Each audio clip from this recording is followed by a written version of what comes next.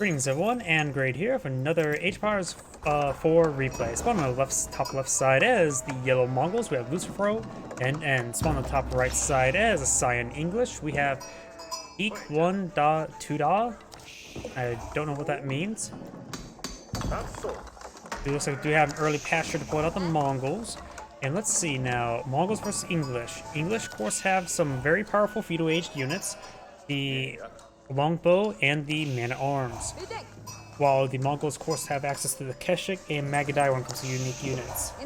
Magadai is generally worthless in most matchups, so almost in every situation in general, not any matchups. So we may see some Keshik spawn on the field. We got the Count's Hall being put on the field. Big thing that's be coming up very soon is the economic bonuses.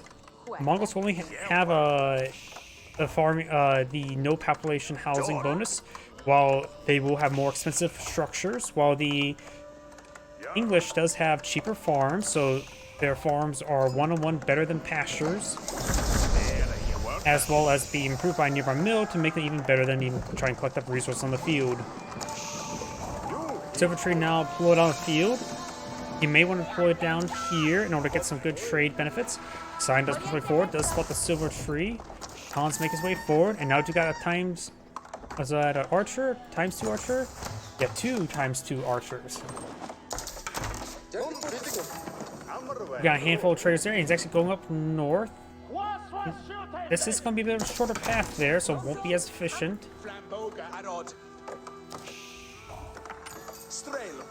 Right now, the English player has put a handful of longbowmen and a couple of spearmen. Not sure where they're at the moment. That's the scout.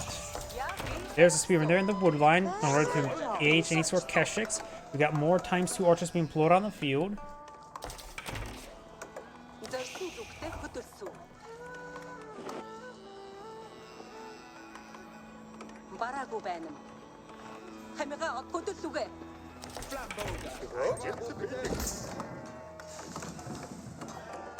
Right now, he may want to pull out another gear over here, but the gears do cost 100 wood, so they are very expensive, and they're not very fun to move around. They are very pain-in-the-butt structure to pack up and move around. In fact, all the Mongol structures, it is not fun to move them around. That's the reason why people don't use the pack-up feature unless to run away. It is not a... Well, it needs some vast quality of life improvements. We have now archers push way forward. You can use the arrow there to increase his arrows. Of course, he has vision thanks to the spotting falcon, able to hit the wood line quite successfully, picks up 2 villagers there. Very nice, and now got the longbow advance forward. He currently has 8 longbow in the field. His opponent has 16 archers, investing all of his stone into those archers.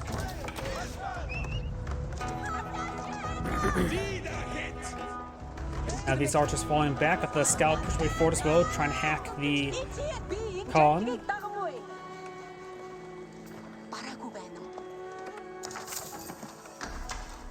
I was going for outposts here to help keep that gold deposit secure.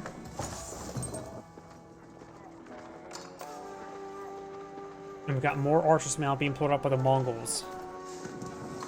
He does really need to get out another gear over here. There's the gear.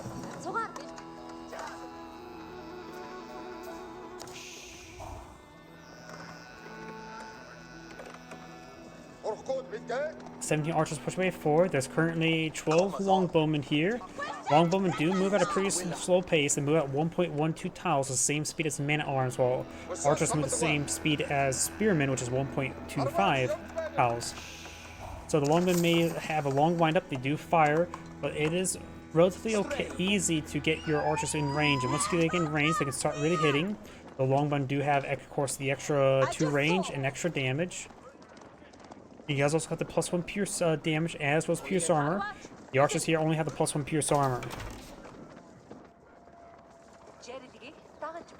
Now got some man-at-arms being pulled on out. Man-at-arms going to be very effective and can be very difficult. Feudal-Age man-at-arms are some of the most difficult things to deal with.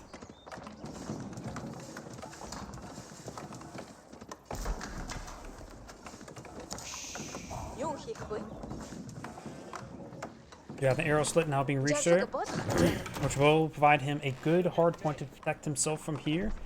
We do have more man-at-arms now being pulled out as well. And we do have Fast Castle. He does have a handful of traders on the field. just 6 at the moment. No additional ones. Kurultai is going up. The Kurultai may be important for defense very soon. The English player has, well, a good number of longbowmen.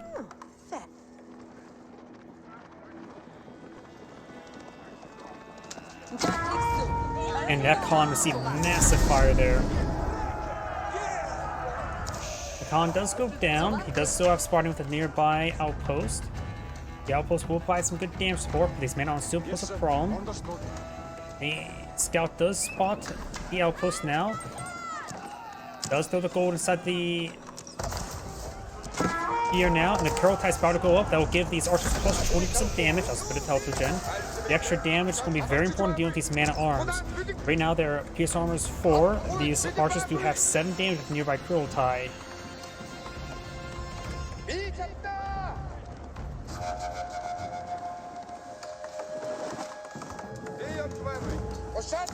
The English player is approaching feudal age or castle age, but not at the moment. And right now, if you take a look at the resources income, you can see here 18 villagers and up to nearly, let's just say 900. I suppose over here, just 12 villagers, half the 2/3 of the amount, but has half the income. Those farm bonuses are providing some big dividends. He does not have the horticulture research, while the English player does. Going for the prayer tent now, trying to get some relics. Receiving more traders here. The minimal number you want to try to go for is 15 to get a bit of extra resources there. Kurultai push way forward. Scout does spot this. One of the best ways to stop the Kurultai from being redeployed is simply have a unit go forward and try to torch it down. Does have a good number of man-at-arms here. Right now they do have 6 pierce armor. The longbowmen do have 7 damage, so these man-at-arms will take 1 damage per arrow. And now we've got the veteran archer research on the way. These man-at-arms can be very important, though they're in small numbers at the moment. Does find a good volley there. One of the Mongolian archers do go down. Got the Kurultai going up. King's Palace on the being put on the field. Man-at-arms pushing forward. The health regen from the Kurultai is going to be very useful. Man-at-arms sort of dancing around. These archers getting hit by the longbowmen, picking off some of the front line. Now trying to hit these forces there. They do have right now 7 damage versus 7 damage. They're equal in damage. And now there's the veteran archer research as well, giving some extra health and damage.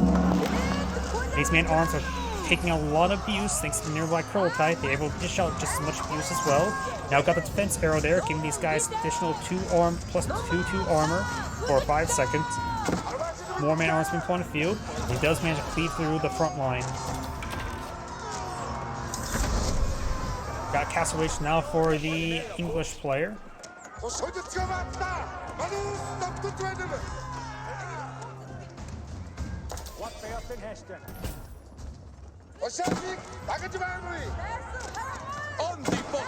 Longbowmen gain some damage there onto the man-at-arms. Now they're trying to engage on in, they're trying to pursue them. They do have the same movement speed, and they're getting caught up on terrain as well. Mongolian archers pushing way forward, against good damage there. Kurultai has been redeployed up here. Man-at-arms closing into these longbowmen.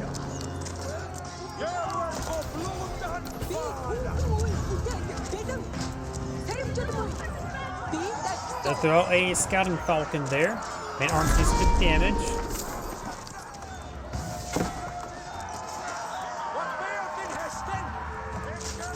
And the Mongolian man-at-arms do go down. He has a couple archers here as well as the man-at-arms. Trying to hit some of these villagers. He does have vision of them with the nearby Kurultai.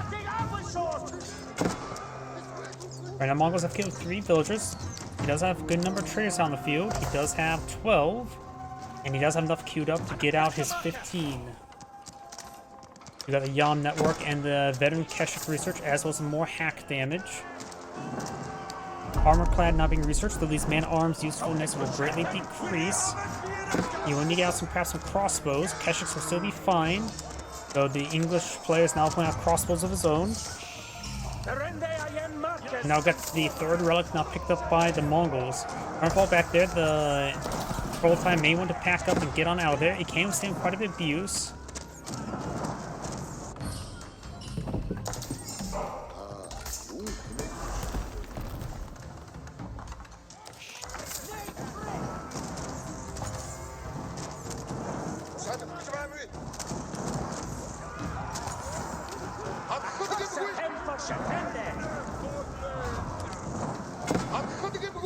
We do not have the early horseman upgrade. Upgrade early horseman to regular horseman. Designed for a large number of horsemen to close in on all this range unit. Does pack on up and or escape on out of there.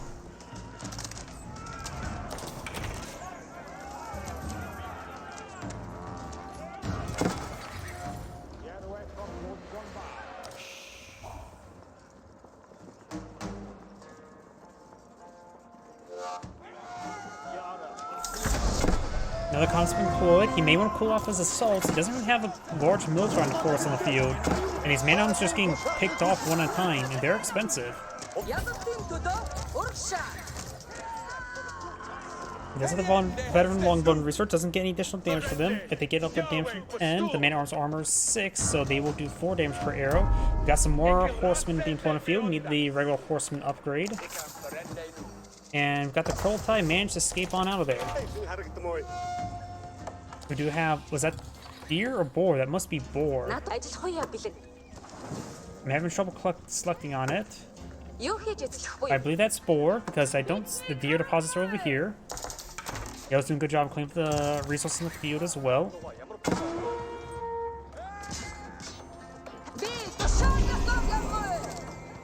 Now I got the Keshik falling back. He will not be able to trap in time. Decent number of horsemen there, going for a large number of spring galds. And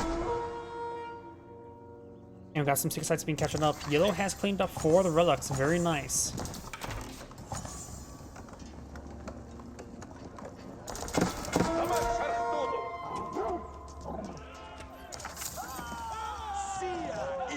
Shaman does go down. We got a good amount of gold being cleaned up here.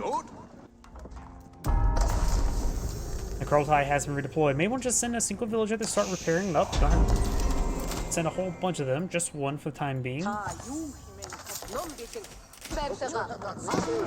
got a number of pastures now being deployed field. They're being deployed out around the prayer tent, so when he gets the mosaic shrines, monolistic shrine, he will of course get the ovo aura effect.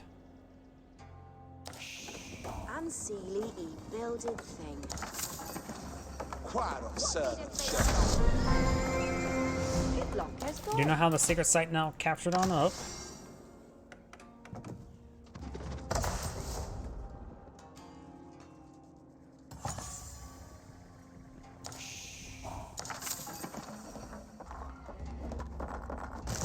And now we do have siege engineers. Siege engineers improved, so you will be able to pull out Magnels with his infantry, as well as spring gold and traction trebuchets.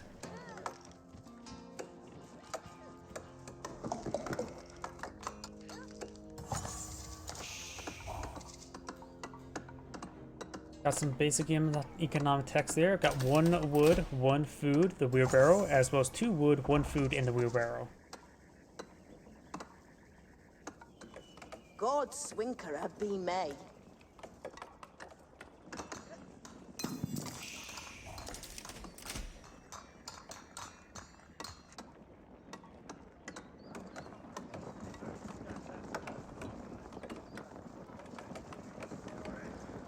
A good number of force here.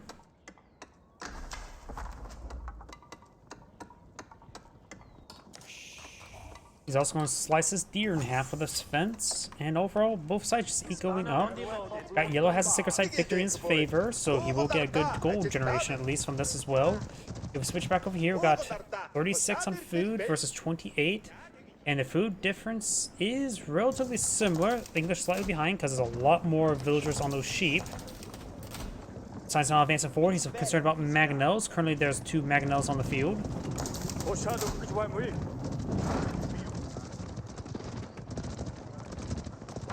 The Kurultai has packed it up and pushed his way forward. We got a good number of horsemen here as well. The Yam network provides some good movement speed. Yes, the Yam network researched, so the infantry and other forces will also get some good movement. Going for a traction trebuchet. Kurultai has been deployed there. Goes for a number of outposts here.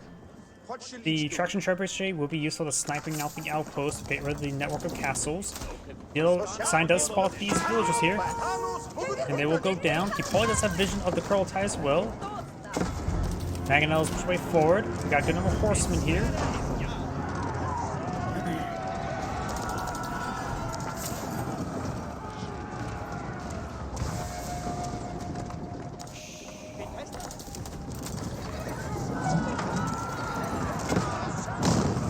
Traction Trebuchet does get a good hit.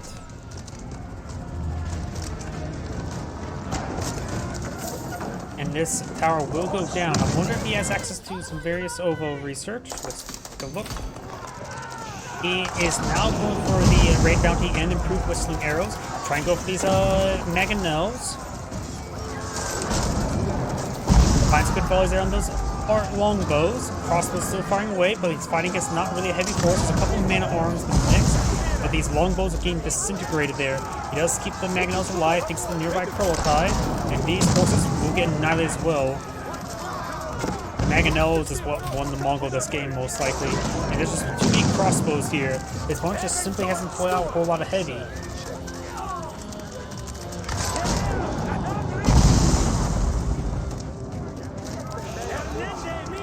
Got this force push away forward.